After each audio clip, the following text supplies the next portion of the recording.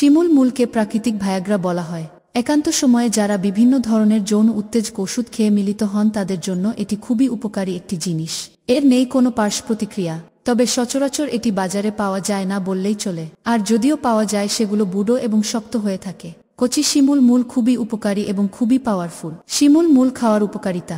যারা বেশি সময় ধরে রক্ত আমাশে ভুগছেন তারা নিয়ম করে কয়েকদিন শিমুল মূলের গুঁড়োর সাথে ছাগলের দুধ পান করলে উপকার পাবেন। কিছু কিছু সময় আমাদের ফোড়া দেখা যায়, এটি অধিক যন্ত্রণাদায়ক। এই ব্যথা থেকে মুক্তি পেতে শিমুল মূল অথবা গুঁড়ো দিয়ে পেস্ট তৈরি করে ক্ষতস্থানে লাগালে দ্রুত কাজ করে। অনেক সময় মহিলাদের অতিরিক্ত রক্তস্রাব দেখা যায়, এই সমস্যা থেকে মুক্তি পেতে খালি পেটে এটি খেয়ে নিতে পারেন। এটির সঠিক ব্যবহারে মেছতা দূর হয়। শারীরিক দুর্বলতা ও যৌন দুর্বলতা উভয় দূর করতে নিয়ম করে শিমুল মূলের গুঁড়োর সাথে মধু মিশিয়ে খেলে ভালো উপকার পাওয়া যায়। এটি খেলে পুরুষের শুক্রাণু অনেক গুণ বৃদ্ধি পায়। গর্ভবতী মায়ের বুকের দুধ বৃদ্ধিতে সাহায্য করে এটি। ত্বকের ব্রণ কমাতে এবং দাগছোপ দূর করতে সাহায্য করে। জ্ঞাপনাঙ্গ মোটা করে, জ্ঞাপনাঙ্গ শক্ত করে, জ্ঞাপনাঙ্গের শিথিলতা দূর করে, জ্ঞাপনাঙ্গের আগা মোটা গড়া চিকন সমস্যার সমাধান করে।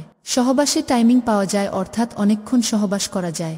সহবাসে আগ্রহ আনে। বীর্য ধরে রাখা যায় অনেকক্ষণ। বীর্য ঘন হয়। বীর্য মান সম্পন্ন হয়। 100 পার্শ্ব প্রতিক্রিয়া মুক্ত। 100 প্রাকৃতিক এবং অর্গানিক ভেষজ পণ্য।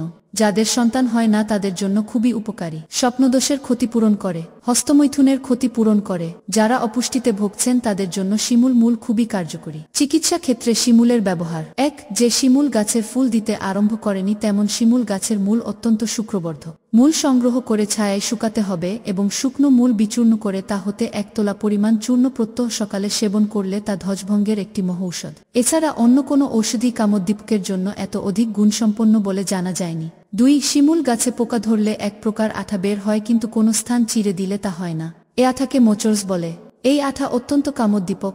আঠা রক্তরোধক, বলকারক, অন্টারেটিভ, রক্তস্রাব বন্ধকারক এবং আমাশয়, রক্ত আমাশয়, রক্তবর্মণ, ইনফ্লুয়েঞ্জা, রক্তক্ষমা, ফুসফুসীয় প্রদাহ প্রভৃতি রোগে অতি নিশ্চিত ফলপ্রদ ঔষধ হিসেবে ব্যবহৃত হয়। 3 শিমুল গাছের কাণ্ডের বড় এবং শক্ত কাটা 1 থেকে 1.5 গ্রাম সংগ্রহ করে সেগুলো গরুর দুধের সাথে বেটে মেছতার দাগের উপর সামান্য ঘষে লাগাতে হবে। 7 দিন গোসলের আগে 3 ঘন্টার সময় লাগিয়ে রাখলে মেছতার দাগ দূর হবে। 4 কচি শিমুলের শিক বল বৃদ্ধিকারক, বমনকারক, স্নিগ্ধকারক, ভগ্নস্বাস্থ্য স্থিতিকারক, রক্তরোধক, শরীরের গোলযোগপূর্ণ শরীর বৈজ্ঞানিক পদ্ধতিগুলির শুদ্ধিকারক এবং আমাশয় নিরাময়ক। 5 অর্শে বা রক্তস্রাবে শিমুলের শুষ্ক ফুল ও চিনি ছাগলের দুধের সাথে জাল দিয়ে 2 চা চামচ পরিমাণ মাত্রায় দিনে 3 বার সেবন করলে অত্যন্ত উপকার পাওয়া যায়।